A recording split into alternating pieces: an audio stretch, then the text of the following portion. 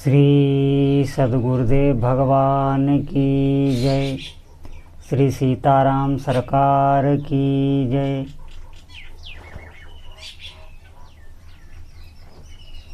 श्री सद्गुरुदेव भगवान की जय। श्री सीताराम सरकार की जय। श्री राधा रमण लाल की जय। श्री गौरी शंकर महादेव की जय। सभी दर्शकों और भक्तों को कोटि कोटि प्रणाम। सबको प्रेम भरा जय जय श्री राधे, जय जय श्री सीता। जितने भी साधक हैं, बहुत ही महत्वपूर्ण विषय है। भगवान के नाम जप में जब साधक के भीतर विश्वास बढ़ता है तो अब केवल भजन ही करना है, ऐसा वो भीतर दृढ़ विश्वास कर लेता है और भजन का अभ्यास आरंभ कर देता है। देखिए, बहुत ध्यान देने योग्य बात है। जब भी साधक ऐसी प्रतिज्ञा करेगा तभी उसका मन उसे परेशान करने लगेगा। ये करना है, ये कर लें, वो कर लें, ये काम बिगड़ा जा रहा है। कई प्रकार की कामनाएं उस साधक को घेरने लगती हैं। जगत का आकर्षण बढ़ने लगता है और फिर धीरे धीरे अगर उसे सत्संग ना मिले, उसके भीतर दृढ़ वैराग्य ना हो, तो वो उन्हीं कामनाओं में फिसलने लगता है। ध्यान देने योग्य बात है। ये तब तक मन नहीं करेगा जब तक आपका उद्देश्य संसार भी है और भजन भी है। आपके लक्ष्य दो हैं कि संसार भी भोग लें और भजन भी होता रहे। इन दो लक्ष्यों को लेकर अगर आप चलेंगे तो ये मन आपसे बिल्कुल विरुद्ध नहीं होगा। कोई किसी प्रकार की आपसे लड़ाई नहीं करेगा। लेकिन जब आपके भीतर तीव्र उत्कंठा होगी, आप ऐसा संकल्प ले लेंगे कि भजन ही करना है, अब ईश्वर की प्राप्ति करनी है और आप आगे बढ़ेंगे, तब ये मन आपको परेशान करेगा। तब आपको इससे निपटना पड़ेगा। आपको सत्संग का सहारा लेना होगा और अपने प्रभु से आपको प्रार्थना करनी होगी। होता कुछ नहीं है, आप भजन के बल से ही ऊपर उठते चले जाएंगे। आपको नाम नहीं छोड़ना, साधक को नाम बढ़ाते ही रहना है। ये उन साधकों की बात नहीं है जो भजन कर रहे हैं और भी सब कर रहे हैं और भजन से यही अपेक्षा रखते हैं कि हमारा सांसारिक लाभ बढ़े, सांसारिक भोग बढ़ें। जो भजन की अपेक्षा संसार ही मांग रहे हैं, ईश्वर प्राप्ति का लक्ष्य जिनका नहीं है। लेकिन यहाँ पर उन साधकों की बात हो रही है जिनका लक्ष्य ईश्वर प्राप्ति है, जिनके भीतर बैठ गया है कि इस संसार में मेरा कोई नहीं है और अब मुझे ठाकुर जी को ही प्राप्त करना है, भजन में सुख का अनुभव करना है। देखिए, जब तक हमें भजन में सुख नहीं मिला तभी तक ये कामनाएं बार बार हमें परेशान करती हैं। ये संकल्प विकल्पों का तांता लगा रहता है। जैसे माला कर रहे हैं, माला तो चल रहा है लेकिन भीतर ही भीतर ये करना है, वो करना है, ये कर लें, वो कर लें, ये कर लेते तो अच्छा रहता। ये कामनाएं, कर्म करने की क्रियाएं पर जो हमारा विशेष ध्यान जाता है या क्रियाओं में हम लगे रहते हैं, क्रियाओं की तरफ हमारा आकर्षण रहता है, इसके पीछे कारण सुख का ही है कि क्रियाओं से हमें सुख मिलेगा। कोई भी क्रिया हम अपने सुख के लिए ही करते हैं। आप ध्यान दें, अगर हमें दुख मिलने लग जाए हर क्रिया से तो हम क्रियाओं से भागने लगेंगे। लेकिन अज्ञान के कारण दुख का हमें बोध नहीं होता। दुख तो होता है सभी को, लेकिन उसके लिए भी ज्ञान चाहिए, और ये ज्ञान आपको भजन से ही मिलेगा।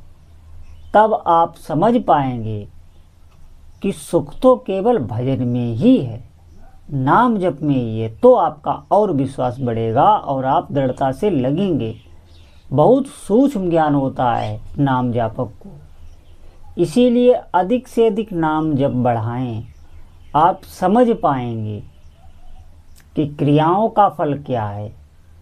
ये जो आप देखेंगे, आप भजन में बढ़ें और एक समय में एक आसन पर आप समय को बढ़ाएं। नाम जप के समय को आप बढ़ाएं एक आसन पर। फिर आप देखेंगे कि आपका मन आपको क्रियाओं की तरफ घसीट रहा है, ये करना है वो करना है। ऐसे नहीं, ऐसे आप कर रहे हैं, भजन भी कर रहे हैं, मन जा रहा है कहीं, कोई कार्य भी कर रहे हैं, भजन भी कर रहे हैं, बातें भी कर रहे हैं, भजन भी कर रहे हैं, संसारिक भोग भी भोग रहे हैं, भजन भी कर रहे हैं। ऐसे नहीं, जब आप आसन पर एक समय में लंबे समय तक भजन को बढ़ाने लगेंगे, तब आपको ये सब बातें अनुभव में आएंगी। आप समझ पाएंगे कि ये मन क्रियाओं की तरफ क्यों जाता है। उसी से जब आपको दुख अनुभव होगा, तब आप भजन की तरफ ही बढ़ेंगे, क्योंकि भजन से बढ़कर कहीं सुख है ही नहीं। और जब साधक को आसन पे ही भजन का सुख मिलने लगता है, तो उसके भीतर ये कामनाएं, संकल्प, विकल्प ये धीरे धीरे बंद होने लगते हैं। इनकी अवधि बढ़ने लगती है। बहुत देर बाद कोई संकल्प कामना हुई तो हुई, तांता नहीं लगा रहता।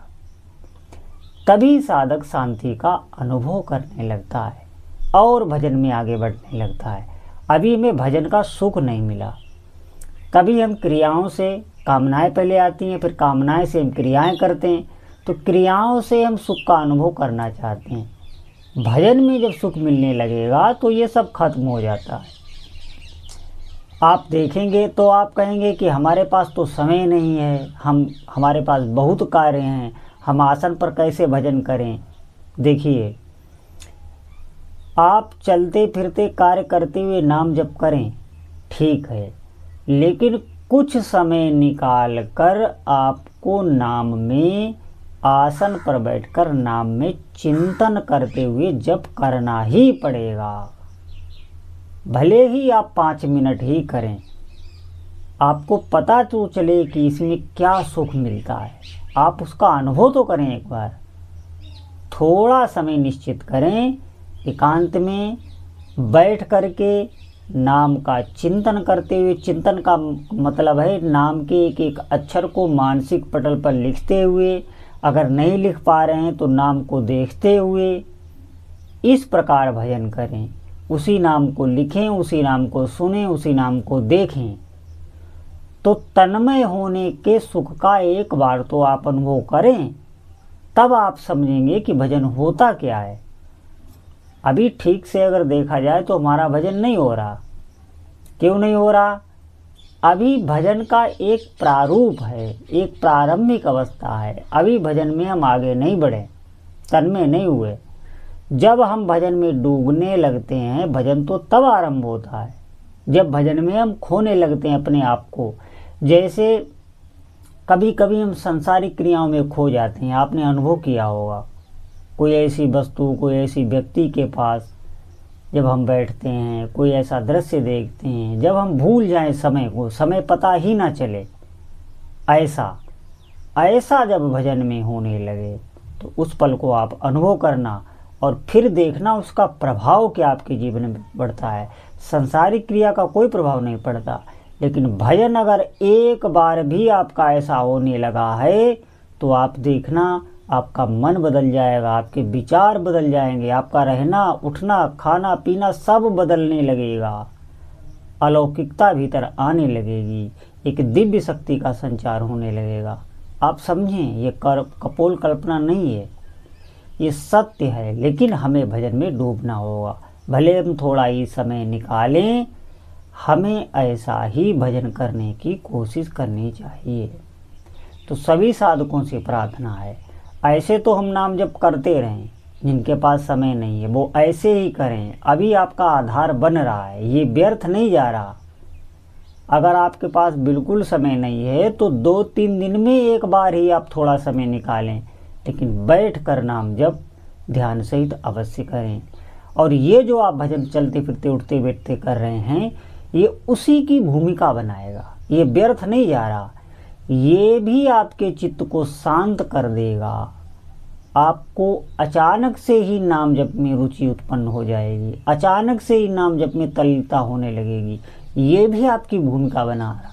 नाम जप कैसा भी व्यर्थ नहीं जा रहा, लेकिन अगर समय है, आप कर पाएँ तो ऐसे नाम जप अवश्य करें और घर पर ही रहकर करें, कहीं जाने आने की आवश्यकता नहीं।